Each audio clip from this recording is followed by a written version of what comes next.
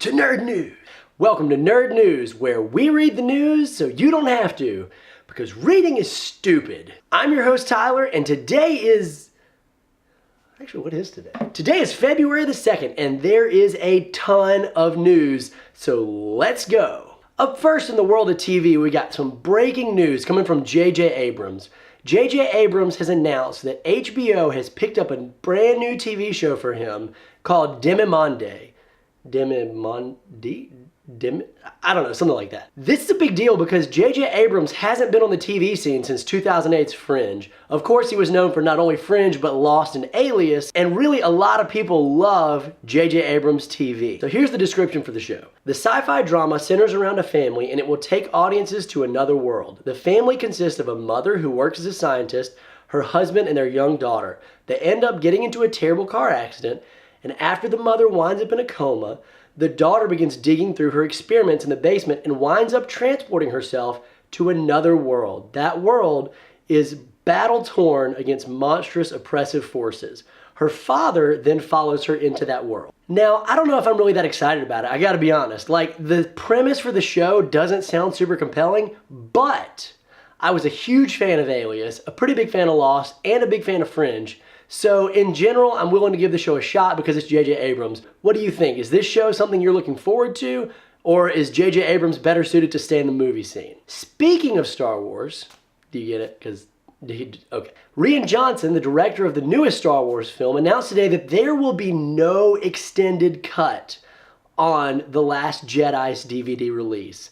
Now, I know a lot of fans are going to be upset about that. Extended DVD cuts have become pretty much mainstays in film releases after they come out in theaters. In fact, if you remember, the DC movie Justice League had fans clamoring for a Zack Snyder cut.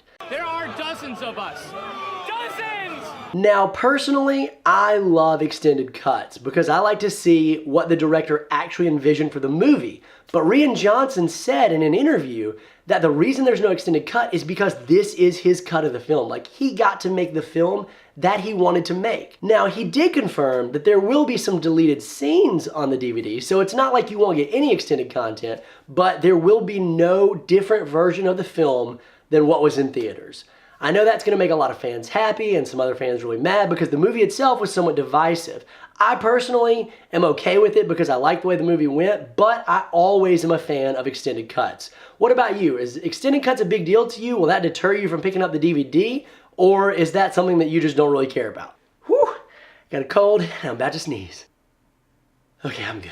All right, enough about movies and TV. Let's jump to the world of games. Today, Nintendo announced that there is a Mario Kart game coming for mobile devices. Now, remember with me, it wasn't that long ago, just a few years ago, that Nintendo said, we will never make a game for mobile devices because it is not a real gaming platform. And yet, here we are, 2018, we already got Super Mario Run, and next up, Mario Kart. Now, this app won't actually hit any app stores until March of 2019, but I gotta say, I'm pretty excited about it. I loved Super Mario Run. Even though it was somewhat of a letdown from what I was expecting, I still really enjoyed it, and I felt like I got my money's worth out of it, because let's be real, Nintendo always makes quality products. So, March 2019, I will be downloading the Mario Kart game.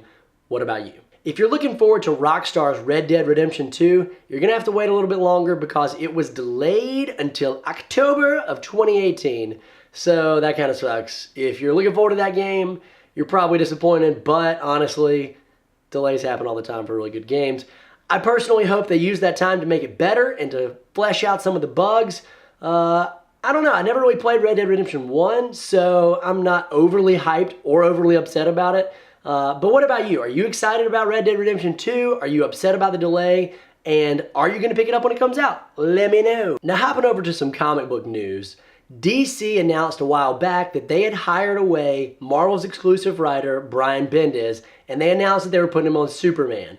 Now, we have a lot more details about what that's going to look like. Today, they announced that Bendis will take the... Today they announced that Bendis is going to jump into Action Comics 1000, which is coming out in April, and really jump on taking the helm of the Man of Steel. After that, he's going to release a 6-issue miniseries called Man of Steel, which is going to start May 30th. And Man of Steel will be publishing on a weekly basis, and it's going to include art from Ivan Reyes Evan Shaner, Ryan Sook, Kevin Maguire, Adam Hughes, and Jason Fabok. Man of Steel is going to focus on the last days of Krypton's existence and reveal an unknown villain who's hiding a terrifying secret about Krypton's destruction. In that first story, it's not just some random backup story or some flight of fancy. It's a major chapter in what we're doing with some really big bombs we're dropping in Superman's life. 2 of them happen right there in Action Comics 1000. So it's a huge tease of what we're going to do and what's coming in Superman's life. Now, what are these big bombs going to be? How are you going to shake up a comic book character that's been around for that long, 1,000 issues? But I guarantee you one thing, that Bendis definitely has an idea of what he wants to do. It's a big weekly Man of Steel event. It's 6 issues, and I'm writing all of them. They're telling giant news story that sets up the new status quo, what's going on with Superman and Metropolis and everything around him. Again, it's following up on the big bombs we dropped, not only in Action Comics 1000, but following up on all of those beats and digging in even deeper. He then goes on to talk a little bit about a new villain, saying, the Man of Steel story will debut a huge new villain. A blockbuster villain who connects deeply to Superman's origin story and his birthright. We're going to dig in very hard, and this is one of my goals, to be additive to Superman as possible. The characters we debut right away, including this new villain, will send ripples of horror across the entire Superman family and beyond. Is this something you're excited about? Like, the idea that Bendis is joining DC and is going to be writing Superman is already divisive. Personally, I don't really like Bendis that much. I enjoyed Ultimate Spider-Man. I thought his Daredevil run was super overrated, and I just haven't read anything that I just absolutely loved by him since Ultimate Spider-Man. That's not to say I think he's a terrible writer, but I just think he's really overrated. And I don't know that, for me, I can see him writing Superman. I don't know that he really will thrive outside of a street-level character, but I do think he will have some new and unique ideas about Superman. So what do you guys think about Bendis writing Superman? What do you think about this new villain, who it might be? Do you have any theories? Like, just totally spitballing off my head here. Oh, Superman's got a brother, and he's alive, and he was older than Superman, and he got off the planet of Krypton. He's a super villain now. I'm just thinking about what would be absolutely ridiculous. I don't think I'd really like that story, but it would be pretty crazy. And if it happens, you heard it here first. And in other illustrated art, we are getting an official Back to the Future manga that is going to be drawn by the artist who does One Punch Man. Now, it's going to be overseen by one of the writers of the actual Back to the Future franchise, but like, I don't know. I never thought in a million years we would get a Back to the Future manga out of all the manga that they could do. That being said, like, there are some pretty cool stories they could do in Back to the Future, right? Oh, jeez. Okay. I mean, the whole show, Rick and Morty, is originally based off of these wild adventures that Doc Brown and Marty McFly had, and obviously because of copyright issues, they had to change the name from Doc Brown and Marty McFly. I want to ask you guys, let me know in the comments, will you read a Back to the Future manga? Like, are you excited about it? Will you pay money for it? If someone gives it to you for free, will you stop and read it? Let me know down below. And now, to segue from comics back to TV. There's been an interesting casting call out there for the show Titans. For those of you who don't know, DC is developing their own live-action version of the Titans from comics. Now, I've actually seen some of the casting, and I think it's great. I'm very excited to see a live-action Nightwing. That's been like one of my dreams because he's my favorite DC character. And interestingly enough, it looks like a new casting call might be calling for Ra's al Ghul.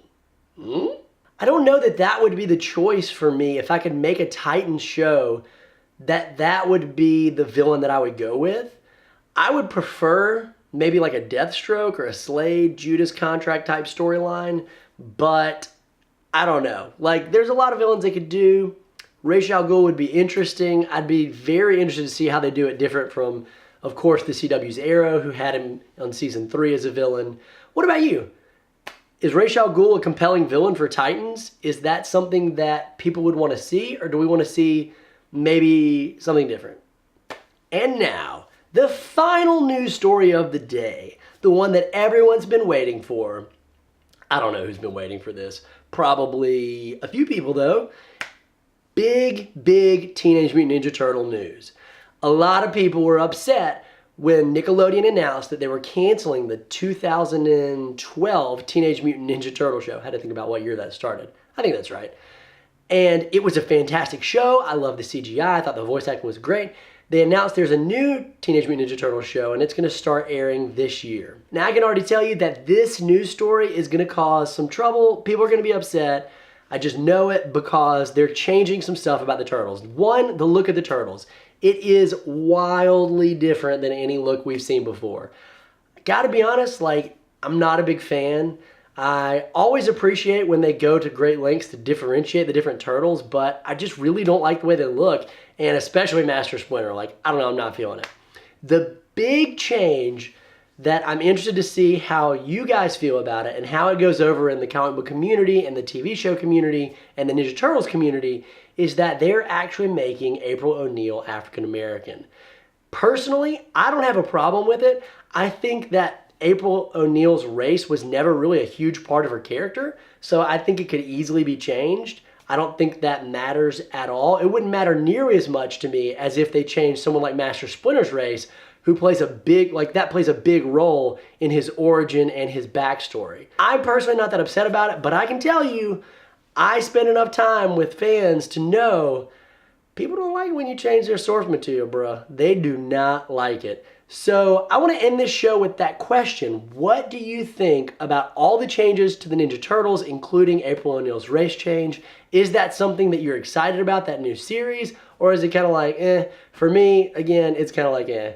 Probably will give it a shot, but not overly excited about it. And that is it, guys, for today's Nerd News, Friday, February the 2nd. Today's episode was, of course, sponsored by Mega Man, because we have no official sponsors. So I'm just gonna give today's episode to Mega Man. If there's a news story that you guys read that you want us to talk about or to cover or to share our opinions on, let us know in the comments below. As always, if you haven't done already, like, subscribe, and come back tomorrow. And by tomorrow, I mean Monday, for more nerd news. See ya.